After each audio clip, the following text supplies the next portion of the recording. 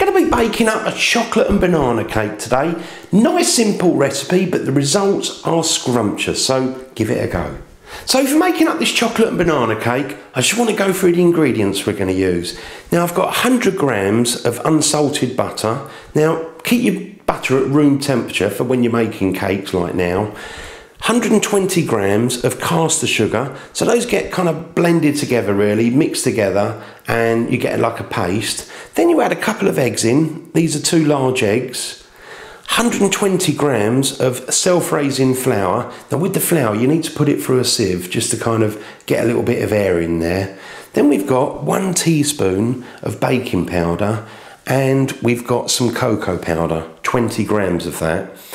We've also got 2 bananas. Now with the bananas you need to sort of, you know, take the skins off, just crush them down a little bit, and then you can add them into the cake mixture along with about half a bar of this chocolate, so about 60-65 grams of melted chocolate. So that really makes a delicious cake mixture.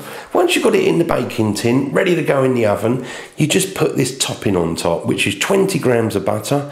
Mix that with some plain flour. We've got 2 tablespoons of plain flour, mix those together. Add 1 tablespoon of brown sugar and just over 1 tablespoon of pecan nuts. So they just get sprinkled all together on top of this cake, and it just gives a lovely topping to the cake.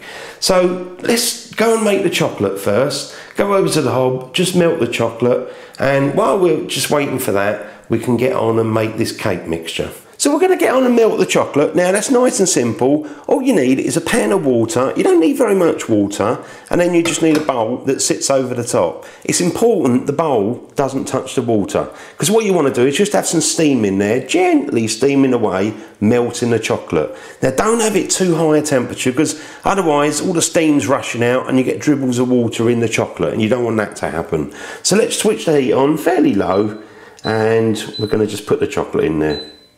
That's it. Now I've broken my chocolate up, you can see there.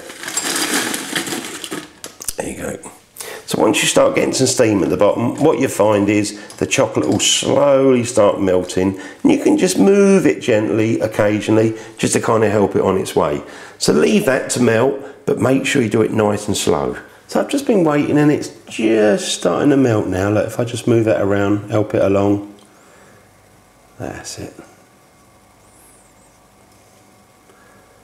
Just wait until it's all just melted and then take it off the heat.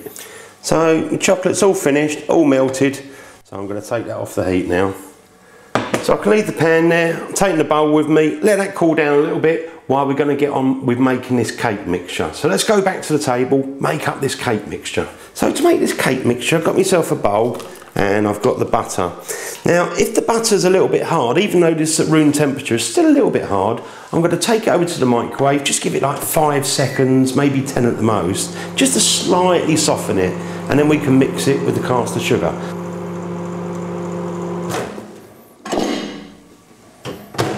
So I've just given the butter about 10 seconds in the microwave. It just makes it a lot easier to mix it up with the castor sugar. So let's start with the butter.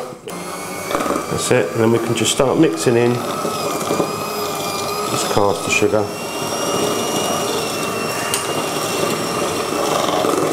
And what we're looking to do is just quickly make that into a paste. Now obviously you could do this all by hand, just I'm being a little bit lazy because I've got the machine. That's it. Now next of all we want to put in the eggs, one at a time. So again, let's get it going.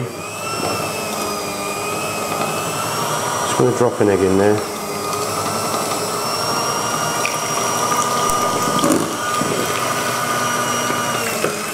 And when you've got that one all nicely incorporated, then you can put the other one in, the second one.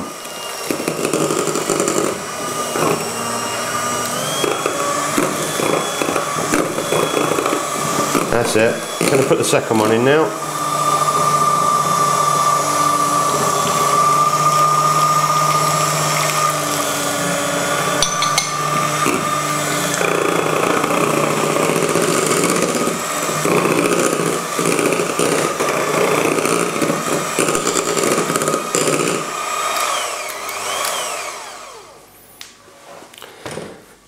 Now we've got the flour.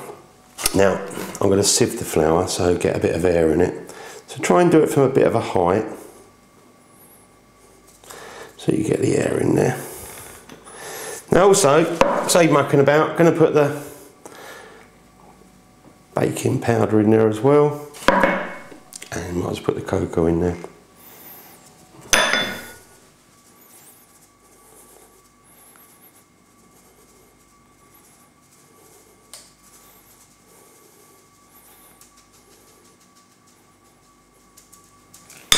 That's it. Waste not, want not. There we are. Let's give it another blast. You can try and do it slow until it's all getting mixed up.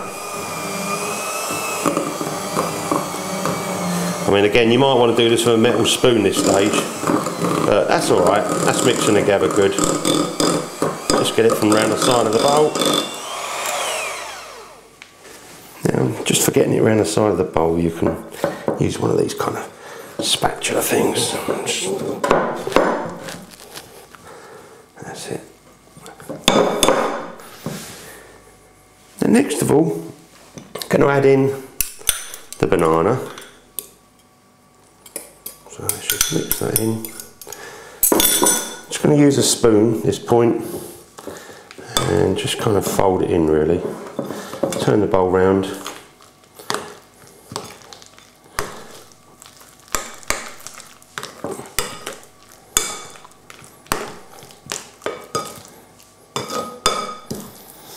Also, going to put in the chocolate. Make sure it's not too hot when it goes in. It's still nicely melted. I'm just going to pour that in. Kind of fold that in as we go. And this will give it a lovely flavour. This real chocolate.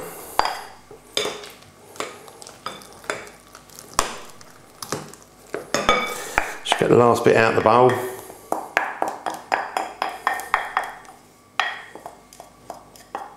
That'll do. And then just give it the final folding over, just to get everything nicely incorporated. And this cake is ready to go in a tin. There you go. Now I've got my cake tin that I'm going to use, and I've got this parchment paper. It's like a heat-proof paper. I've kind of just moulded it around the shape of the tin. Now let's just take that off for a minute. Now next of all, I'm going to get a little bit of butter. I'm just going to write round the sort of inside of the cake tin, and then we're going to put the parchment paper back in. And if you want, you can always wipe it with a little bit of butter on the inside as well before you put the cake mixture in.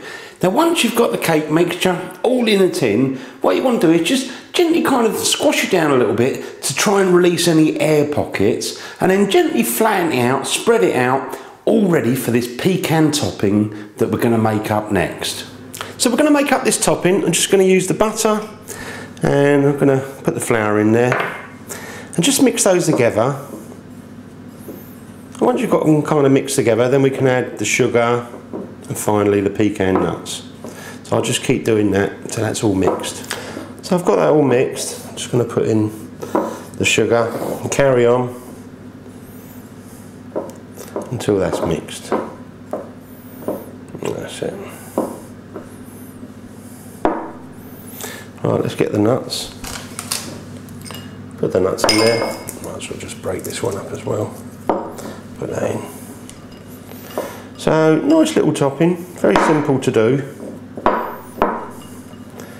And we can just put this on the top of the cake. So I think that's done.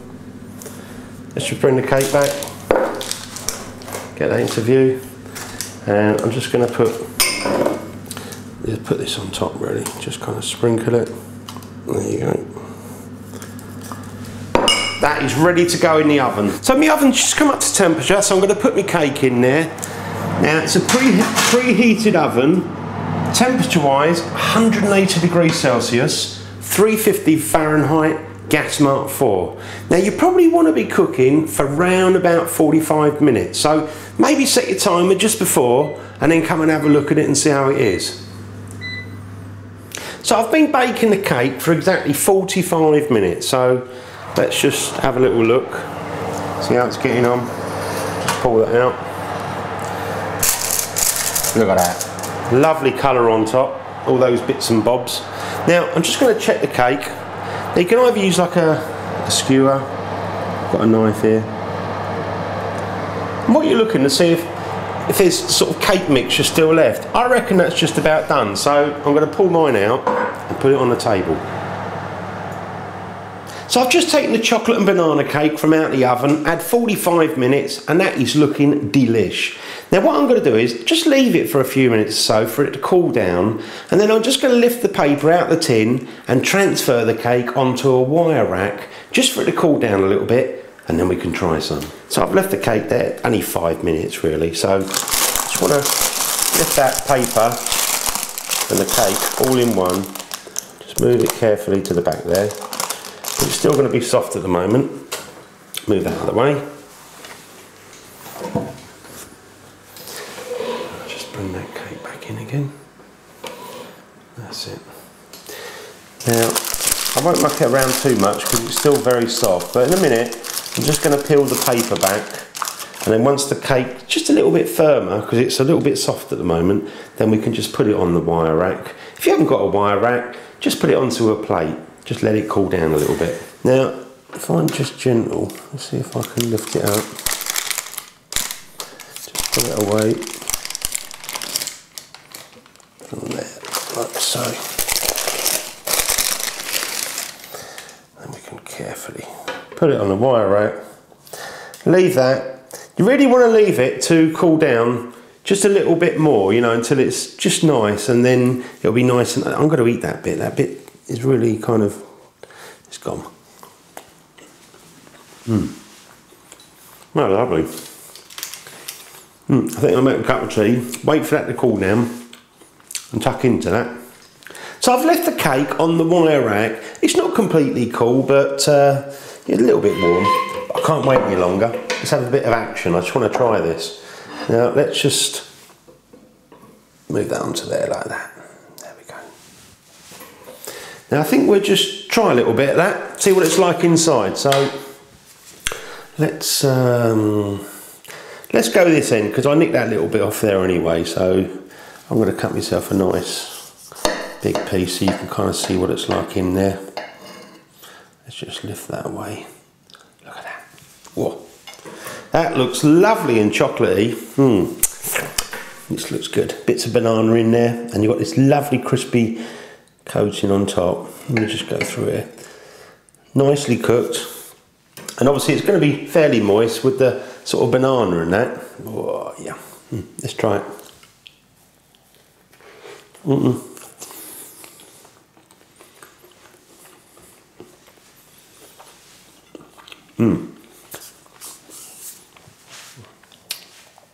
That is lovely. You've got that really lovely chocolatey taste. Nice and rich. And you get hints of banana come through. That is delicious. I've got my cup of tea there, so I'm just going to have a sip of the tea. I just want to try this a little bit with a topping as well. Look, one of the nuts.